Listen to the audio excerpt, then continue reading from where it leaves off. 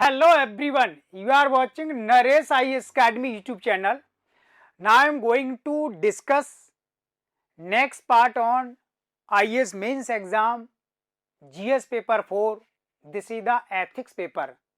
As you know, I have started answer writing series for the all GS paper, and a big part I have already discussed on GS paper 1, GS paper 2 and GS paper 3. This is the first video on the GS paper 4, okay. And you may contact for the offline classes. So many students are trying to contact us. And one more thing, those students are not financially or the other matters are very critical in their lives, and they are not able to paying the amount for the coaching classes or the other kinds of expenses. So definitely I have provided the important part on GS paper 1 and GS paper 2 entirely according to the UPSC syllabus on YouTube channel. So I personally realize that if you have watched these videos, listen these videos, then definitely you can cover 70% of your preparation. So there is no need of any kinds of guidance or coaching classes. I will provide the remaining discussion series on the other GS paper 3rd and 4 and the optional history. Okay, so and you must continue in our contacts. So this is the answer of one candidate who has sent this, and the question from the ethics topic, and you have to answer of that question in 150 words, and the maximum marks are the 10. You know, 150 words means you have to write answer within the 6 minutes. All kinds of approaches of answer writing I have already discussed in GS paper 1, GS paper 2 and GS paper 3. So those are the beginners. Definitely they must listen or watch these videos. So then question is, apart from intellectual competency and moral qualities, empathy and compassion are some of the other vital attributes that facilitate the civil servants to be more competent in tackling the crucial issues or taking critical decisions. Explain with suitable illustration. Okay, this is the question. And first we have to analyze the answer of that candidate. Empathy and compassion are the two core values of civil services which make the relationship between the administration and public reliable. Now the paragraph change. Civil servants should use empathy in establishing ethical administration, and the answer on the next page. As it is very effective in implementing decisions related to the public. For example, it is possible to solve the problems faced by the public due to bad condition of roads, electricity and water with sympathy. So then the candidate have illustrated the meaning of sympathy through a example as the question have required. And again the paragraph has been changed. Similarly, compassion is the second main basis of ethical administration because it is helpful in providing the benefit of the services provided by the state to the deprived section of the society. For example, civil servants should be given priority in relation to the elderly, disabled and the women. And the remaining part of the answer is on the next page.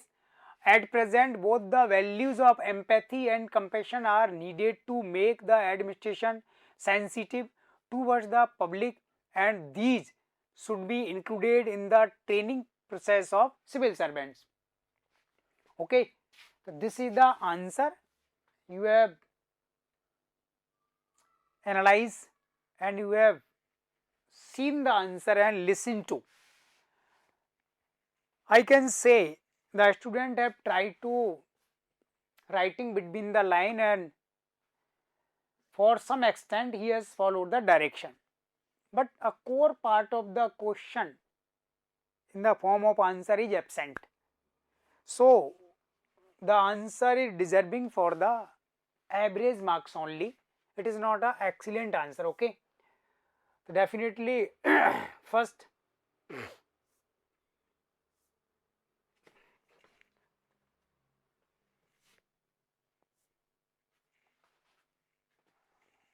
then the answer is deserving for a maximum the 4 marks out of 10, and this is not a good marking, you know. If you have to ensure your selection in proper IAS or under 100 rank, definitely you have to ensure more than 50% marks each GS paper and the optional history and essay writing paper. Okay. In the question, there are the two important aspect.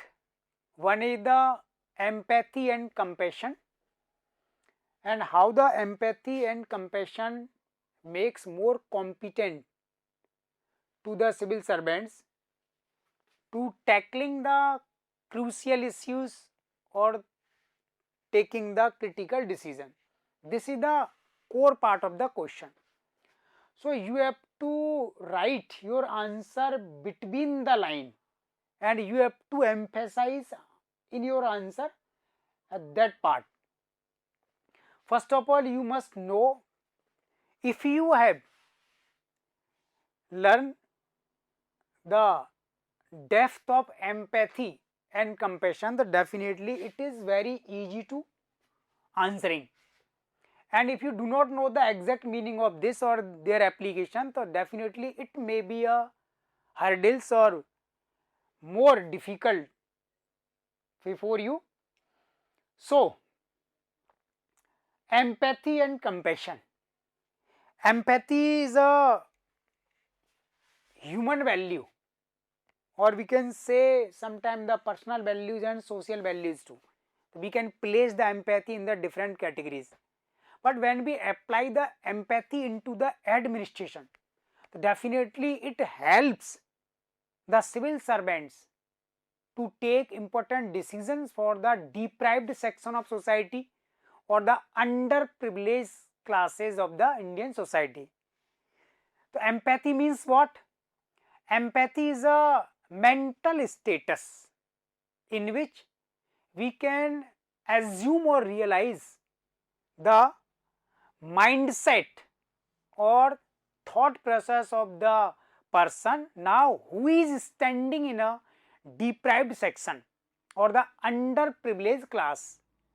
So firstly, as a civil servant, I have to put myself in his place, and then I have to realize the perception about the life.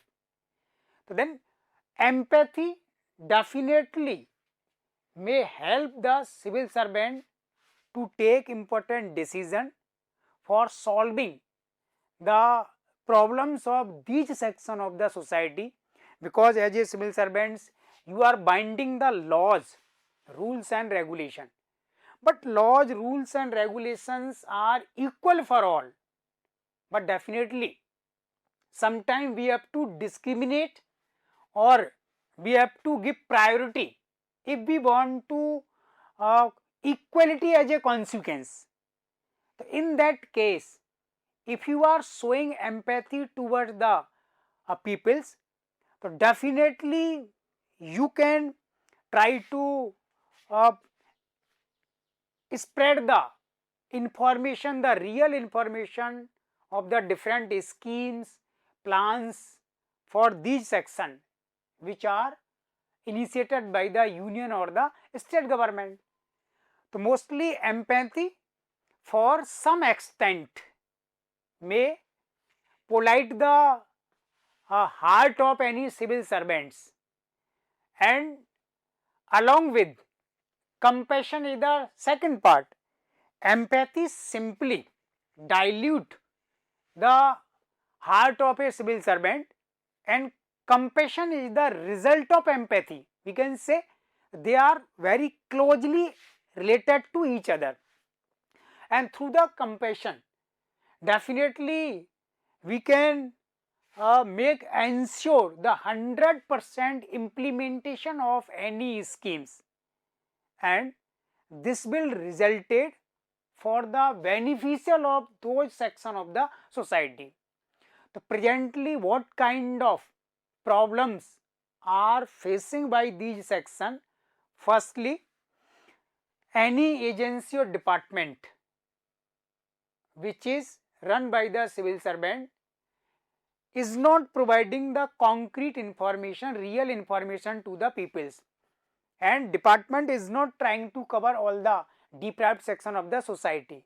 So sometimes they are maintaining the distance.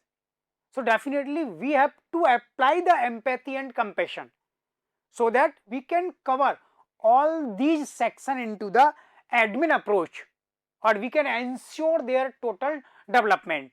So this is necessary here, because simply the civil servants are making a formal decisions, they are not working at the ethical level. So then when we are working at the ethical level, this is the next generation or the next stage of the governance, which is called the ethical governance. So then governance, then good governance, then e-governance, or then ethical governance or the moral governance. Because without the ethical governance, we cannot cover these deprived sections, and these are the numbers of millions of peoples are not getting any kinds of benefit from the government scheme. So how can we say we have ensured the good governance and now we are trying in the direction of the ethical governance? Without inserting such kinds of values, we cannot say exactly that any civil servant is working honestly. Then second aspect of this is, when you will trying to take decision according to the ethics, so definitely there may be a interference from your senior officials and the ministers and the other politicians, because those are other peoples are trying to getting individual benefits from these schemes, and they are avoiding the ethical decisions. But as a civil servants, you are committed to execute these schemes on the grounds of ethics. So definitely it will create a conflict of interest. So in that case, you have to suffer and you have to afford some difficulties from these sides. But here you can tackle these hurdles or barriers applying the intellectual competency. Here the intellectual competency term is enabling you. You should always adhere with the honesty, integrity, spirit of services. If you have no individual interest, if you have no any kinds of greediness in your mindset, definitely these peoples are trying to affecting your decisions. Simply sometimes they can use the powers to suspend you for your transfer and for any kinds of restriction against you and your family. But finally victory will be in your hand if you are applying the intellectual competency, because finally when the matter will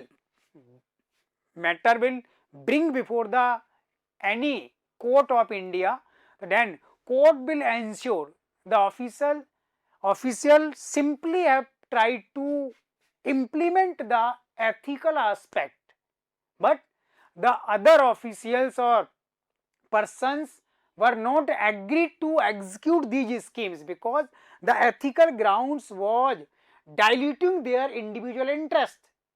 So this is the core part. Here the two examples the candidate have given. Definitely we can explain these examples. For example, if there is a very poor condition of road and water supply, electricity in your areas, the peoples are suffering too much, or you are a civil servant, then think according to them what kind of problems now they are affording. And when you will start thinking in this way, so this is the application of empathy and compassion. but the agency, department or ministry in which you are placed, the minister and the other senior officials are not interested to do something in this direction. So definitely you must be mentally ready for fighting against the officers and fighting for the society or such kinds of peoples. So then there are the two aspects of administration now in India. One is the legal aspect of administration. You must obey your duty according to law. Or second, while you are applying the legal duties, then you must think according to the ethics. When law and ethics combinedly implement at the grassroots level, definitely it is resulted into the 100% and it is beneficial for the poor people's deprived section. So you should try to writing in this way, and this concept must be reflected in your answer. So this is absent in the answer, and you should try to understand what I have speech, and you should try to write this concept in a short and precise way. Okay, so this is the way of answer writing. If you are not understanding, grasping the real sense of the question or the terms are used in question, definitely your answer writing will not be good or sometimes better. You have to do hard work on the GS paper 4. General studies paper 1, 2, 3 are not too much hard. Simply they are the conventional part. Each and every candidate sometimes feel very comfortable with these papers, but the fourth paper is maybe scoring for those candidates are very conceptual about the ethical terms, and sometimes maybe a difficult or various for some kinds of students. Definitely it have depend upon you. Okay, thank you.